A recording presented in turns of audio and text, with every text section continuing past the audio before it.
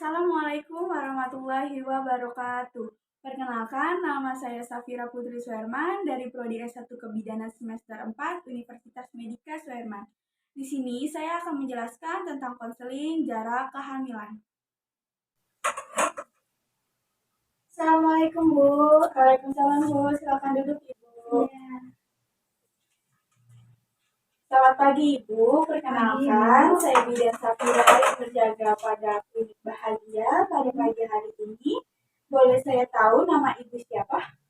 Ibu Putri. Baik Ibu Putri, saya akan mengisi data diri Ibu ya. Ibu Putri ya? Umurnya? Umurnya 24. 24 tahun, alamatnya?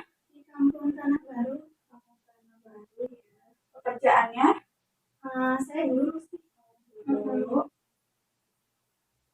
Terus Ibu datang ke sini dengan suami atau sendiri? Sendiri Bu, suami saya lagi kerja. Boleh saya tahu nama suaminya siapa Ibu? Ahmad. Bapak Ahmad, usianya? 26. Pekerjaannya? Wira swasta. Alamatnya sama ya? Iya. Baik Ibu, sebelumnya saya ingin tahu kedatangan Ibu kemari ingin berobat atau ingin konseling ya Bu? Ingin konseling Bu. Boleh saya tahu konseling tentang apa Ibu? Jadi saya kan udah punya anak nih, saya baru melahirkan.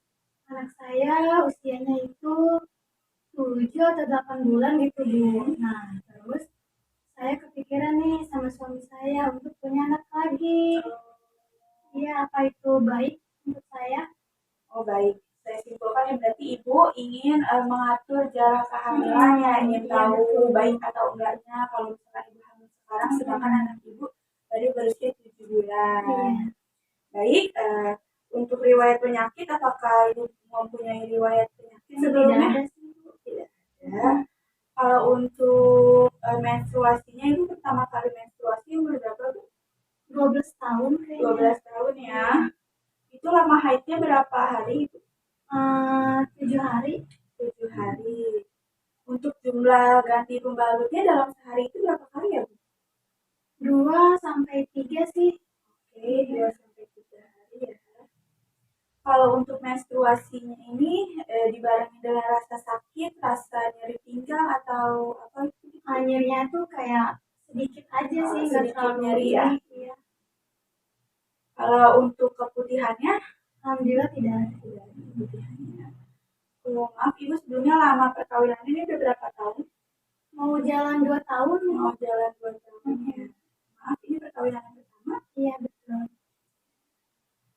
Baik, di sini saya akan menjelaskan tentang pengaturan jarak antara anak pertama dan anak kedua Ibu ya Ibu. Baik, jarak kehamilan itu untuk menentukan kehamilan yang pertama dengan kehamilan berikutnya Bu. Nah, jarak kehamilan yang baik itu minimal 2 tahun ya Ibu. Nah, Ibu penting untuk diperhatikan sehingga badan Ibu siap untuk menerima janin kembali tanpa harus menghasilkan cadangan zat besi Bu. Jadi, secara fisiologis, kondisi alat reproduksi Ibu ini sudah pulih Bu. Tapi sebelumnya kembali lagi kepada fisik dan psikis Ibu nih. Nah, saya mau nanya. Ya. Dampak saat melahirkan jika jaraknya berdekatan itu apakah ada? Ada Ibu. Dampaknya ini saya jelaskan ya Ibu. Ini ada 4 dampak.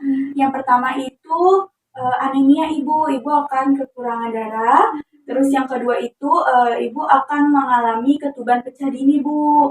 Nah, yang ketiga itu pendarahan pada trimester ketiga. Dan yang keempat itu kematian saat Ibu melakukan persalinan. Nah, jadi setelah melakukan persalinan normal, jarak kehamilan berikutnya ini sebenarnya bisa berdasarkan kesepakatan antara bapak dan ibunya nih. Secara medis, ibu diperbolehkan langsung hamil lagi, tapi hal tersebut kembali kepada kesiapan antara bapak dan ibunya, apakah sudah siap untuk memiliki anak berikutnya atau belum. Nah, sedangkan setelah persalinan sesar Bu, jarak idealnya itu diperbolehkan hamil lagi sekitar 18 bulan. Apabila mengatur jarak kehamilan kurang dari 18 bulan, dikhawatirkan akan beresiko bagi ibunya nih. Hal ini dikarenakan luka jahitan bekas operasi yang baru sembuh atau bahkan masih dalam masa pemulihan dapat renggang kembali akibat pertumbuhan janin. Jadi sangat beresiko ibu untuk melakukan program hamil di saat-saat masa-masa ibu baru kelar melahirkan. Oh, terus hubungan jarak kehamilan yang dekat apakah menimbulkan konflik antara saudara, Bu? Nah, iya ibu, itu akan menimbulkan konflik pada saudara.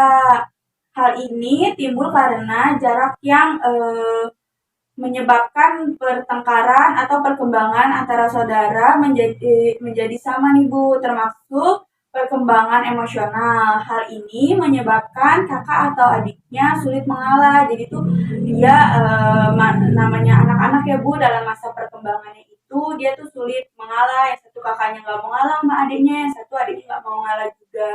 Nah, konflik yang lebih sering dialami oleh anak pertama itu dikarenakan oleh beban tanggung jawab yang diberikan oleh orang tuanya. Terutama jika jarak anak usia yang pertama dan kedua ini sangat berdekatan. Hal ini akan mempengaruhi pertumbuhan karakter, pola pikir, dan kepribadian pada anak, di mana anak tidak senang dengan kehadiran saudaranya yang menjadi beban untuk dirinya, Bu. Jadi anak si kakaknya ini nih, anak pertamanya ini tuh dia merasa terbebani dengan adiknya. Jadi dia merasa punya tanggung jawab untuk mengurus adiknya, sedangkan tuh dia nih di masa-masa ini dia masih ingin menikmati manja-manja sama orang tua, dan tapi kasih sayang itu harus dibagi dua. Seperti itu ibu.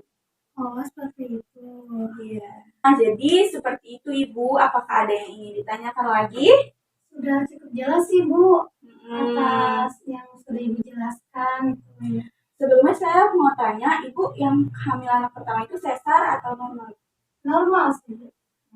Jadi saya sarankan untuk jaraknya itu minimal di usia anaknya kalau sudah menginjak 2 tahun ya ibu, tapi itu tergantung keputusan ibu dan bapak mau sekarang atau menunggu jarak 2 tahun.